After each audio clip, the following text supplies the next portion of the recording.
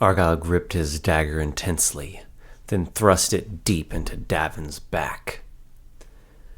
"This is for you, Father, Mother, for doing what I could not." A chill ran through Argyle. He had never killed before this night. As Davin fell to the dingy tenement floor, Argyle felt a strange emotion. Something within him would never be the same. Though the feeling was not pleasant, the sight of he and his comrades, particularly Brenna, being assaulted so ruthlessly was much worse. Davin coughed out blood and convulsed, his last breath escaping his lips. The floor was littered with the street thugs, some groaning and bleeding, some unconscious, and a couple dead. Brenna, if not for her own wounds, would have likely been in a state of great distress. The remaining ruffian, at the sight of his fallen allies, especially Davin, made a break for the door. Charlie nearly chased after him, but Argyle interrupted. "Rufus! We can't let him get away!" The three allies darted over to the dim hall where Rufus had been lurking. They spotted him there, ashen-skinned and recoiling. "Get back! I didn't do anything!" "You lie! Don't trust a word that he says!" "Get away from me!" They did not back down. Rufus backed his way to the dead end of the hall, frantically trying to force his way in through an apartment door. Charlie approached him and, scowling, grabbed the panicked man by the neck. A solid punch from Charlie's steel gauntlet knocked him out cold. "Now, where's this attic?" "Come on, I'll show you."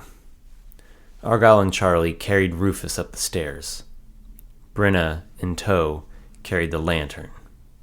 She seemed more concerned about the injuries of her and her allies than anything. As they went, she sang soft melodies to ease their pains. Down a couple of decrepit halls they shuffled, then up another flight of stairs. Argyle led them to the end of the long hall, where lied the door leading up to the attic. Argyle took a deep breath.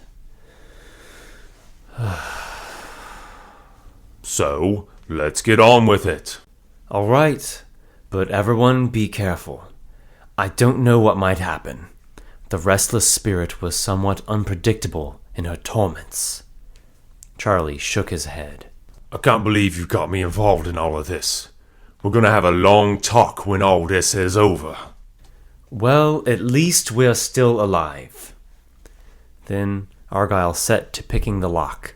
In less than a minute they were through, ascending the dusty and cramped attic stair.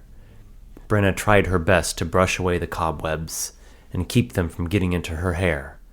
When they reached the top, she coughed and sneezed from all the disturbed dust. "There." Argyle pointed at the large chest, half hidden across the room. Charlie nodded and dragged Rufus over to it. "Open it up." You open it." Charlie grimaced at him. Okay, I will do it." With his heart racing, Argyle put his hands to the heavy lid and opened the chest, revealing the withered skeleton within. Brenna gasped. The corpse lay as Argyle had last seen it, with the onyx-studded dagger sticking out of its chest cavity. Charlie propped Rufus up and proceeded to slap him. Hey, come to, you bloody rat!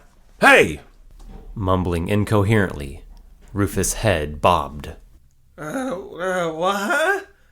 Rufus' eyes adjusted, and he immediately spied the wispy-haired skeleton before him, curled in its cramped coffin. Oh! His expression held little more than horror.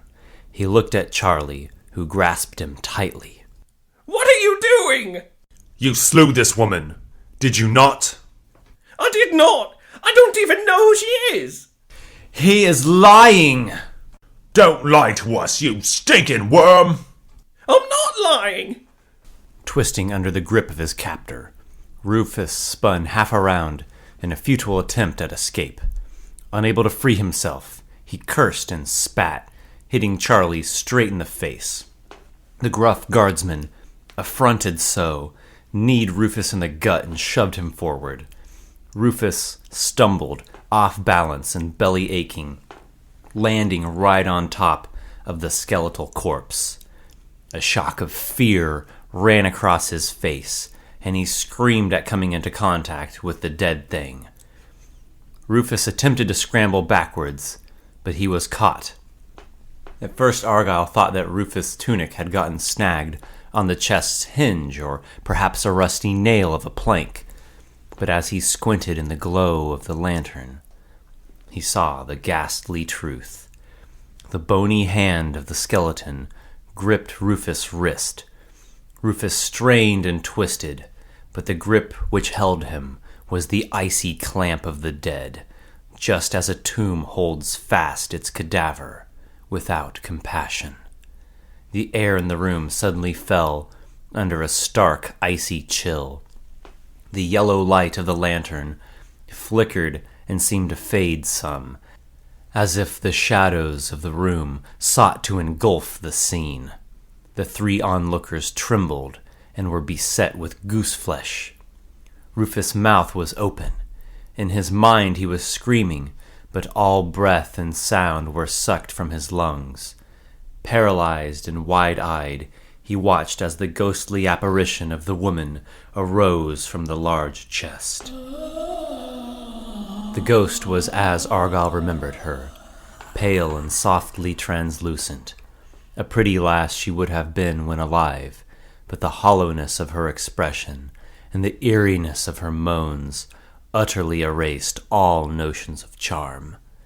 The grim spirit turned her gaze toward Rufus. Have you returned for me? Rufus did not reply intelligibly. Instead, he burst into laughter, as only a man laughs while in a fit of madness.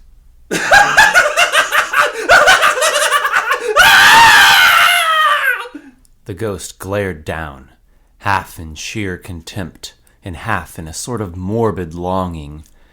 Her delicate hand traced down his face.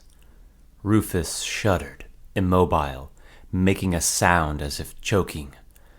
The ghost's gentle caress passed to his chin, lasting for many savory seconds. Rufus' skin became drained of all coloration. His choking became more punctuated, until finally coming to an abrupt stop. His eyes rolled back in his head, and he fell over, lifeless. The ghost turned toward the three allies, terror pulsating within their chests. The ghost closed her white glowing eyes in a rush of alleviation. Her demeanor softened greatly. It is done. I am free. Like a mist in a gently swirling breeze, the undead spirit dissipated and was gone. By the light of Pelor and all that is good. I can't believe what I just saw. So, it was him. So it seems. Now, let's get out of here. I agree, but we can't just leave Rufus up here like this. What do you propose? What happened here tonight is big. There will be no covering up. Maybe some slight variations, but I have to notify the city guard immediately. Argyle and Brenna looked worried. Easy now. We'll be fine.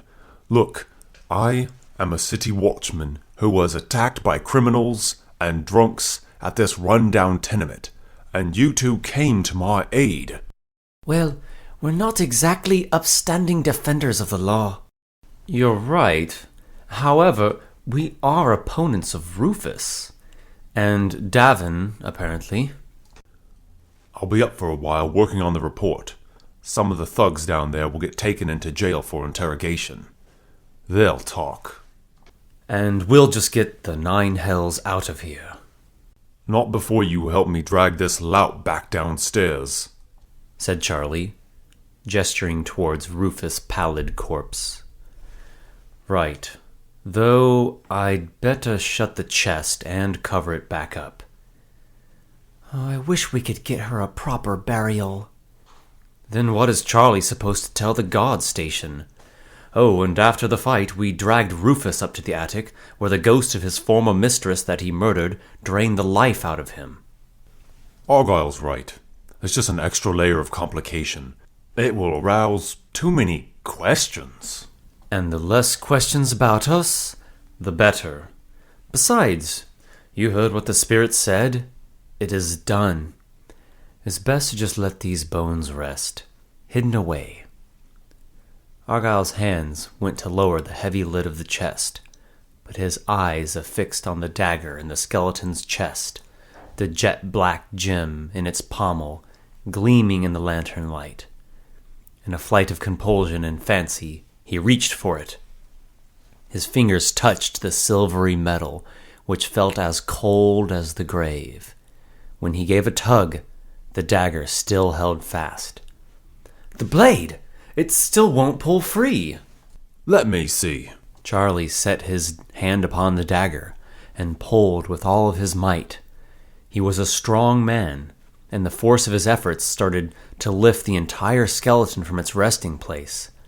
Despite his attempts, the weapon remained lodged, held by an unseen force. Come on, let's get out of this accursed attic. But we can't just leave it here. Well, Rufus didn't take it with him after committing the murder. Maybe there's a reason for that. Why would he give up a weapon like that? His curiosity and temptation began to win out over his fright.